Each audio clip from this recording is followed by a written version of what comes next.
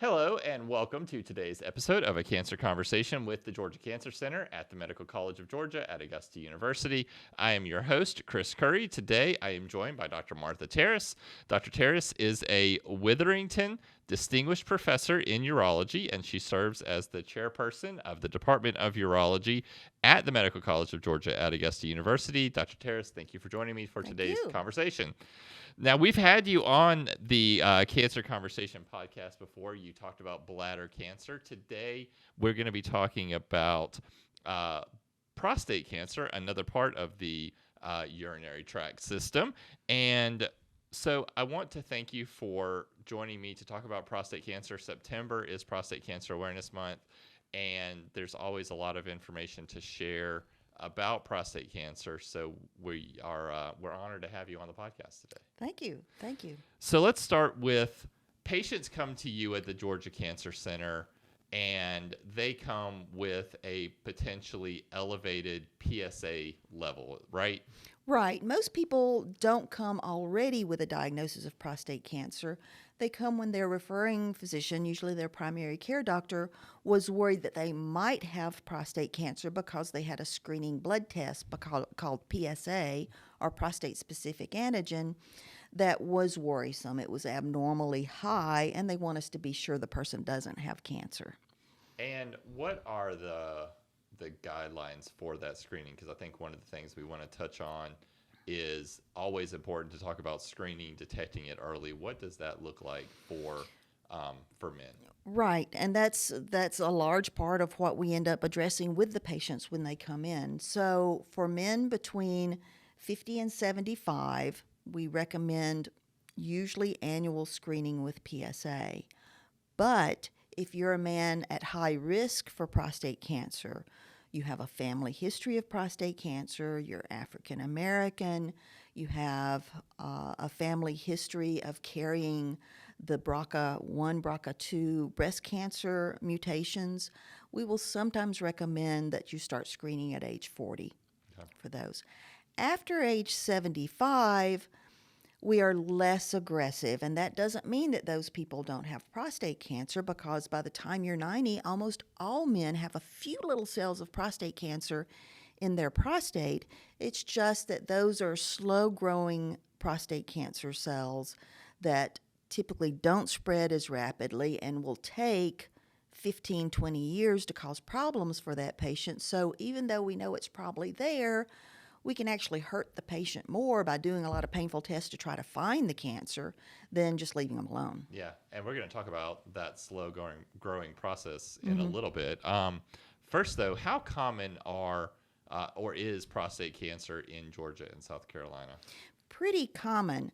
If you look at that particular age group, the 50 to 75-year-olds, we'll see it in 1 in 11 white guys or 1 in 9 African American guys. If you're looking at the broader scope, including the older gentlemen, it can be as many as 1 in 6. Okay. And if someone does eventually get that diagnosis of prostate cancer, what are the most common ways to treat it? So that's been in a lot of transition in the past few years. Classically, patients, when they were diagnosed with prostate cancer, would either be given radiation in the form of seeds or external radiation or proton beam or all the various forms of radiation out there, or more commonly, surgery to remove the prostate, and that's evolved into being mostly robotic surgery to remove the prostate. But in the last decade, we've become smarter at choosing who we treat for prostate cancer, for localized prostate cancer. And there are many men, again, with a slow-growing prostate cancer that we may wait and not treat right away. It's called active surveillance. It doesn't mean that we're never going to treat it, but in a young guy who's got good sexual function and is peeing great and has a tiny cancer that's not really bothering him, we'll often wait and just watch that cancer with repeat PSA levels, MRIs of the prostate, repeat biopsies. When it starts turning mean, then we treat it, but we give him a few more years without the side effects of treatment to enjoy his life. Talk a little bit more about that. Why is Why is that the best option? Because I think about some people, they hear that they have cancer, it can be removed with surgery, get it out, I don't want it anymore. But why is it maybe better? Talk about a little bit more about that. Yeah, well, you're absolutely right. For some people, it's not. If they just can't sleep at night for the idea of that cancer smoldering away in their prostate, yeah, I mean, for their mental health, if nothing else, we're going to get it out of there. But for a lot of men with a low grade, small prostate cancer, and there's very good data on what defines that. So we're talking about less than 3 biopsies of the 12 we take that are positive, the grade of the cancer being low. Your cancer grade is how mean the cells look under the microscope.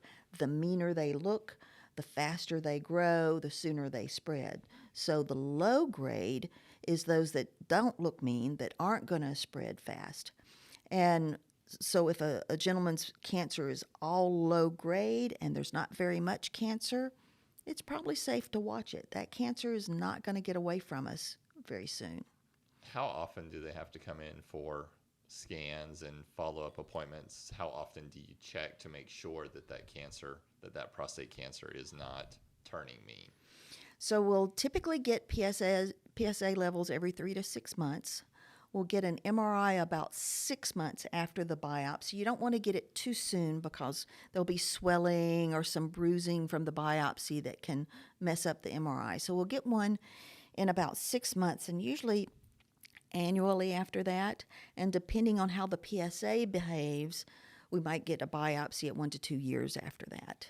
And what are signs that men should be looking for? Because we're talking about a year gap. A lot can happen in a year. Are there things that men should be looking out for when it comes to that active surveillance? No. That's the scary part. Is it grows silently, and that's why we look for it with this PSA blood test. It's not really something that you're going to have any signs and symptoms that the prostate's getting worse, that the cancer's getting worse. Now, what men often have is benign enlargement of the prostate. All men over about age 40 start having some enlargement of their prostate that can restrict their urinary flow, make them have to get up a few more times at night to pee, have to wait a few minutes to get their stream started when they're peeing. And those are symptoms that men come in complaining about, but that's usually from benign enlargement of the prostate. Now, it can be from cancer. We absolutely see that, but it's usually not an indication of rapid progression of a previously diagnosed low-grade cancer. Can you give us an example of the kinds of conversations you're having with these patients when you do recommend active surveillance over surgery? That's a great question because it's a hard pill to swallow for a lot of men. I mean, many will say, "Oh, you mean this is a cancer that I don't have to worry about? Great." And those I almost worry about that they're not going to come back for the next visit, because they're like, "See ya." Yeah.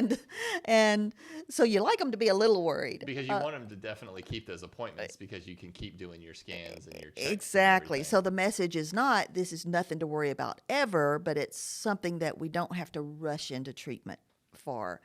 And certainly we want to give the message that we probably are looking at treating this someday. It's not that we're never treating it, so that they understand that this is something that is going to need attention in the future.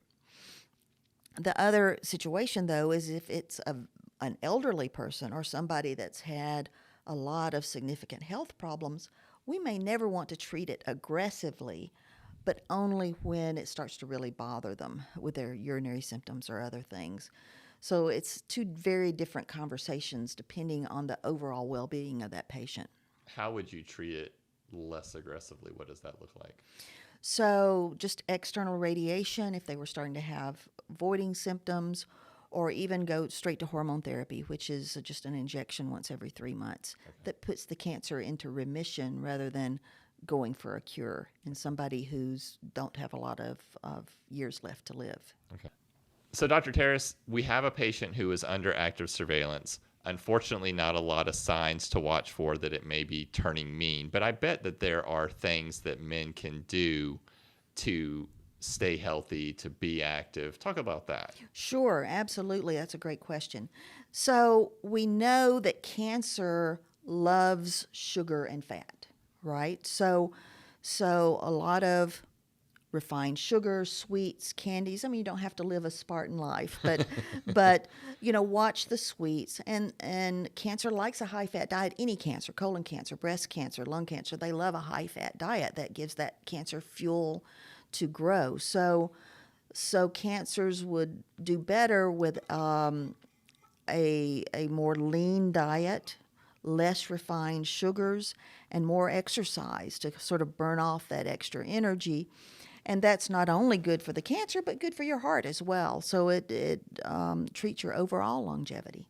Now, we talked about the patients. One question that I had come to mind is, what kind of conversations do you have with the spouses, the partners, the mothers, the daughters, like the people that are caring for or involved in the care of that prostate cancer patient? And often more concerned than the patient is. Right, Yes, absolutely. yes. So you do have to involve them, because if I see the patient by himself and tell him, okay, you've got this low-grade cancer that we can just watch, and he's like, great, see you in 3 months, invariably I get a call from the adult daughter. What do you mean you're not treating my dad's cancer, right? So you really encourage them to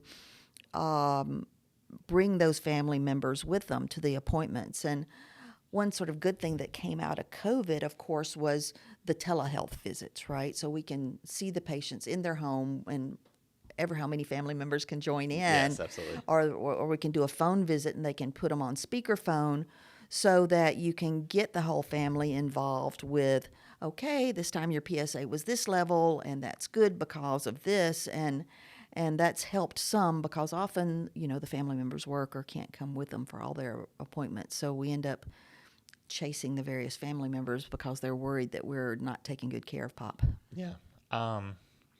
What are some, so another question that I had that I thought about, what are some resources that you recommend to patients? Because I imagine people, they hear you have an elevated PSA level, they're instantly going to go to Google and spend minutes, hours, days, weeks, whatever, looking at everything that means. What are some resources that you recommend to prostate cancer patients? Yeah, absolutely. Yeah, because there's a lot of garbage out there. You're absolutely right. So 2 resources you can always count on are the American Cancer Society. All of their literature is good. It's probably a little more in-depth than most people will want.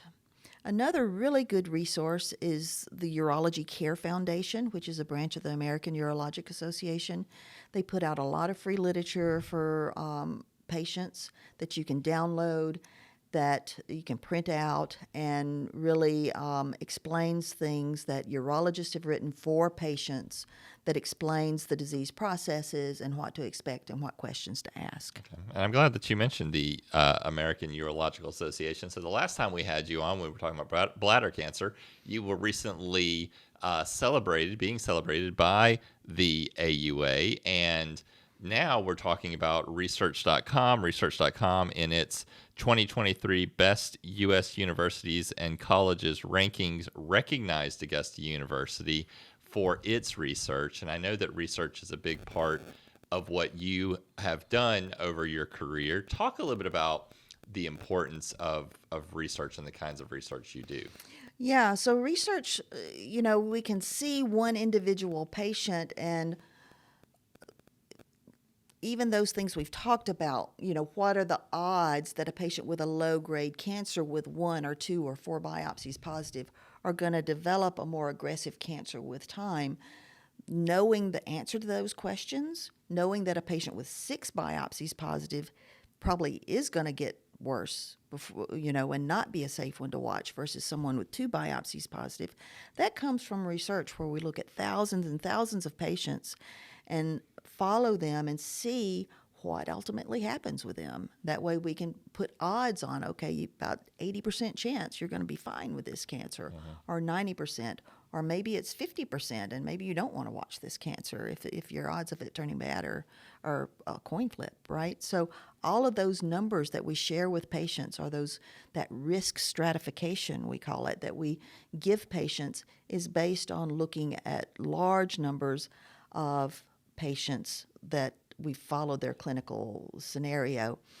Part of the issue with a lot of research is the big research institutions, the big names, that you see plastered on the side of the billboards that are the big cancer research centers.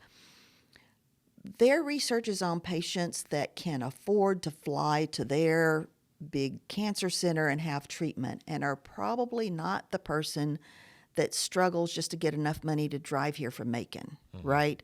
And how the outcomes are different maybe in a smaller rural area, and people that have maybe a diet that is not caviar and champagne, that's got a bunch of smoked meats and salt and grits and stuff in their diet. And does that outcome change how they do? And so we've tackled that by looking at the VA patients at several different institutions and combining all those together, because I think that gives us a good idea of what the real world patients look like out there, and can tell us what factors predict that their cancer is not going to do very well, and what factors predict the ones that are going to do okay, regardless of what we do. And so trying to broaden that research to include patients that we see, actually, and patients that the usual urologist out there in the rural area might see, has been a big push. And I imagine that, just like with technology and just about anything, really, it's always changing, it's ever evolving. So it's very important to not only be involved in research, but be aware of what other research is out there as you're having those conversations with those patients and making the best decisions for them. Absolutely. So we make a point of going to all the meetings, listening to all the latest research, reading what's in the journals, and certainly with our residents that we train, they may be going to a rural hospital to practice urology when they get through, or they may go to a larger institution. But keeping up with what's going on, especially in prostate cancer, because it changes really fast. I mean, there's new drugs coming out, there's new types of radiation therapy coming out, there's new techniques in imaging the prostate coming out all the time. So you really have to stay on top of things. Doing the same thing you did 15, 20 years ago just doesn't cut. Dr. Terris, thank you for your time today. Thank you for coming on the podcast, for sharing this information, talking about active surveillance and why it can be the best option for some prostate cancer patients. Not all, but some. Right. So we appreciate we appreciate your time. And coming up after the break, we have a colleague of yours, Dr. Jordan Ciuro. She's actually going to be talking to us about a new medication being used to augment the effectiveness of hormone therapy. So we'll see you right after the break. Good stuff. Great. Yeah. Let us help you and the people you care about quit tobacco for life. We offer an integrative approach to help tobacco users quit successfully. This includes cigarette, cigar, hookah, electronic cigarette, and chewing tobacco users. Our Sensation Clinic and classes use proven research and evidence-based methods to help you and the people you care about live a healthier life without tobacco. Make your appointment today by calling 706-721-0456. You can also email stoptobacco@augusta.edu. Welcome back to A Cancer Conversation with the Georgia Cancer Center. Joining me now is Dr. Jordan Ciuro. Dr. Ciuro, it is wonderful to have you back on the pod for your second appearance. I'm very happy to be here. Thank you, Chris. We are glad to have you here. Now, last time you were here, you were talking about breast cancer and the importance of mammograms and early detection. But you are not just a breast medical oncologist. You also work with urologic cancers like prostate cancer, like testicular cancer, etc. So we want to talk about prostate cancer. We had Dr. Terris on.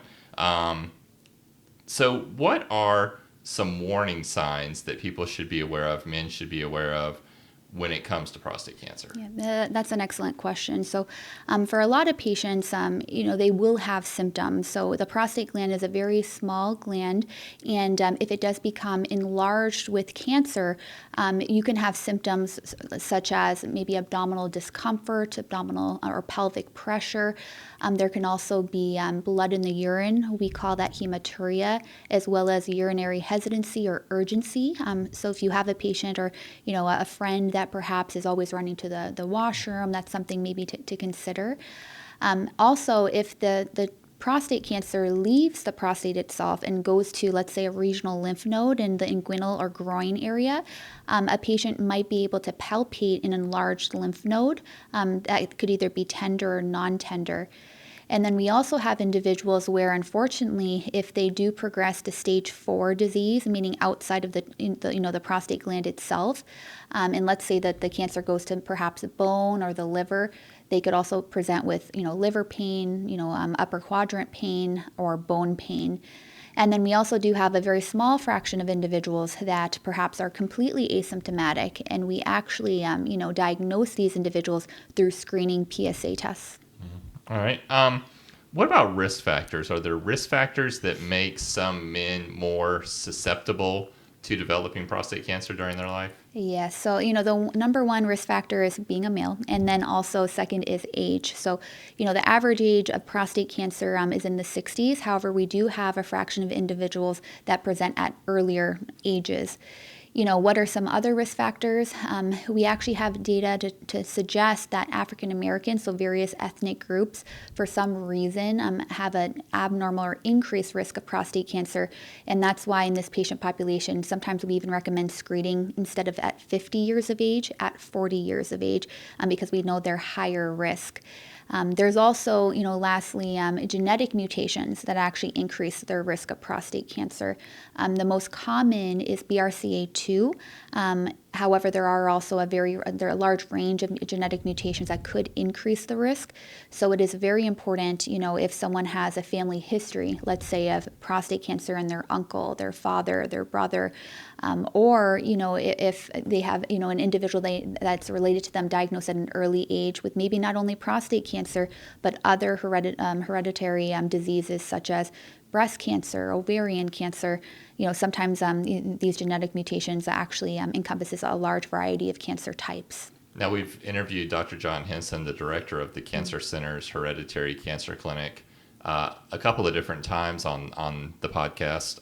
Do you work with him when you have these prostate cancer patients come in, depending on their family history? Yes, no, he is excellent, an amazing colleague of mine, and he's great at what he does. And we actually share numerous patients. Whenever I see a patient, every patient with prostate cancer, if they have a significant family history, or perhaps they're very young, or some individuals that might be Ashkenazi Jewish, ethnicity, I actually refer them to Dr. Henson because he's able to do a few different testing. The first being in vitro testing, which actually looks for BRCA1 and 2 mutations or any type of germline mutation that perhaps might increase the risk of prostate cancer. So, it's important that I identify them and then know when to refer them to him. But he's great at what he does. Perfect. He's wonderful, and we're so glad to have him. Now, I read a story recently where some cancers are starting to that we've associated with older people are starting to show up in younger people. Are we seeing that trend with prostate cancer? Mm-hmm. Yeah, so we're not only seeing that with prostate cancer. As you know, I treat many different cancer types. We're seeing that across the board, unfortunately. And, it's unclear as to why that is. We are trying to look at, environmental, risk or exposure, as well as family history, or maybe something specific to DNA that now is becoming more prevalent. But that's a great point. It is becoming, more prevalent in younger individuals. I would say the majority of mine are actually in their 60s, but I do have a handful in their 40s as well. Oh, wow. Okay. Now, one thing we do want to talk to you about is this new combination of therapies, medication options that you are able to use for prostate cancer patients. What can you tell us about that? Yes, so this is a very hot topic right now. When you're looking at how to treat prostate cancer in and of itself it really grows in response to testosterone or our androgens. So previously, we were using single agent monotherapy with ADT, also called androgen deprivation therapy. So really decreasing, the testosterone in the male body. That way, the prostate cancer doesn't have food or that stimulus to grow. And the ADT, therapies that we still use today, but now in combination, a lot of our patients are familiar with, let's say, Lupron or Orgovix. And these agents, actually, what they do is they actually are agonists and antagonists on our pituitary gland to decrease the signal to the testes to produce androgens. And usually that will, consist of getting a Lupron injection every 3 months, 3 to 6 months. But now we have data telling us that testosterone androgens, they're not only produced by signaling the testes to produce testosterone. We now know that, for instance, the adrenal gland can also produce androgens. So we have new novel therapies to inhibit various aspects of androgen or testosterone synthesis. One of the more recently approved agents is called abiraterone, and this actually inhibits testosterone or androgen production in the adrenal gland, which is amazing. We also have androgen receptor inhibitors. So even if our body is producing testosterone, we have these receptor inhibitors that will not allow us to increase or uptake the testosterone into the body to lead to tumor growth. So we're learning a lot more regarding the various ways to inhibit testosterone uptake into prostate cancer. So the field's really moved forward to, no longer single agent therapy, but now double and sometimes even triplet therapy at this time. And what determines what combination of therapy these different patients receive? Because one thing we've always talked about is how much more individualized a cancer patient's care is these days. There's not a one drug fix all or one drug use for all. What are some of the determinants for determining the best therapy process? Yeah, so that's an excellent question, and it can get a little complicated at times because, like you said, you have to take the patient at hand. But what we know now through various clinical trials is if we have a patient that's metastatic, meaning stage 4 prostate cancer, giving them a single therapy of ADT, so just a Lupron injection, is inferior. So we should no longer be doing just single agent therapy. When you look at doublet therapy, the question comes is what can we add to ADT? And the two classes that we consider adding are either inhibiting the adrenal gland, so abiraterone, which I just discussed, or inhibiting, the receptor uptake. So when you're looking at, the receptor inhibitors, we actually have quite a few to pick from. We have enzalutamide, apalutamide, darolutamide, and being in a class, they all have similar side effects, which are, hot flashes. Sometimes they can, patients experience a little bit of irritability, as well as erectile dysfunction, really putting a male through male menopause because we're just really taking away their testosterone. But with a few of the agents, they do have a unique side effect of seizures, specifically enzalutamide and apalutamide. In the trials, it was around 1%. So if you have a patient, for instance, with a seizure history, I would not be using those two drugs, for instance. And then when you're looking at the class of, adrenal gland inhibition of androgens, which with abiraterone, it's important to know that abiraterone has to be taken with prednisone, 5 milligrams a day. And the reason for that is because abiraterone not only inhibits adrenal or testosterone synthesis, but it also inhibits steroid synthesis as well from your adrenal gland. So we do have to give these individual steroids. So, when I try to determine a doublet therapy for my patients, if someone has, let's say, a history of high blood pressure or diabetes, perhaps abiraterone would not be the correct choice because we would understand that would increase perhaps their, high blood pressure and their diabetes risk. So it really depends on the patient at hand, but those are the most common side effects. So Dr. Ciuro, we've talked a little bit about family history. You were just talking about knowing your family history, diabetes, high blood pressure, heart disease, etc. We talked earlier about different genetic mutations and genetic histories and referring to the Hereditary Cancer Clinic with Dr. Henson. I feel like we talk a lot about family history, but I have to admit, I know a little bit of my family history, but I don't know all of my family history when it comes to medical conditions. So, how important is it, and what can you say to people watching or listening about really getting serious about putting it in their phone, putting it in a Word document, and saving it on their computer, of what your family's medical history really looks like? No, I think that's a fantastic point, because really family history is extremely important. We might know that perhaps a grandfather might have hypertension because he talks about it, he takes medications, but something that perhaps some families don't talk about is their cancer diagnosis. I might have an uncle that has some type of cancer, but I don't know what type of cancer that is. And I just want to highlight, everyone listening, that it's extremely important to really have those conversations with your family because, like I had mentioned, BRCA 1 and 2, ATM check 2, these are all mutations that if someone has a significant family history of breast cancer, ovarian, pancreatic, that might, really make us think as physicians, perhaps this patient has a BRCA 1 or 2 mutation that could lead to early detection and potentially earlier cure rates. So it's very important to ask those questions to your family, write it down like you said in your phone. So when you are seeing your physician, maybe at your annual physical, to highlight the cancer types in your family so that you can undergo screening and potentially cure. So that's a fantastic point. Yeah. With this new treatment, you talked about some of the side effects. Are there any other side effects that we should be aware of, or sort of other conversations? Like I'm thinking about like sexual health, if you're especially a man in your 40s or 50s or on up, I mean, what are sort of those conversations like for you? Yeah, so we know, as physicians that when we take away a male's testosterone, they will have side effects. So that's something that when I meet my patients, I make it very clear that we can control this disease for a very long time, but we have to communicate with each other when you are experiencing side effects.